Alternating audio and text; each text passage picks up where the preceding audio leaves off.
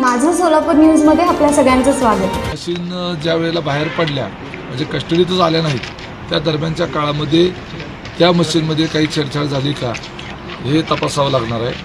कारण EVM machine जोडून त्याच्याबरोबर तो बॉक्स दुसरा पण अजून एक मशीन आहे ज्याच्यामध्ये काउंट केलं जातं। तर त्याची बटन दाबून जर सगळं त्याच्यामध्ये मतं लोड केली असतील ओरिजिनल ज्याच्यावर मतदान झालं ते मशीन रिप्लेस करून ते या बॉक्सच्या आतमध्ये घालून दुसरं त्याच्यावर वोटिंग प्रायव्हेटली वोटिंग करून ते मशीन इथं गोडाऊनमध्ये आता आलं तर नाही ना अशा पद्धतीची शंका आहे।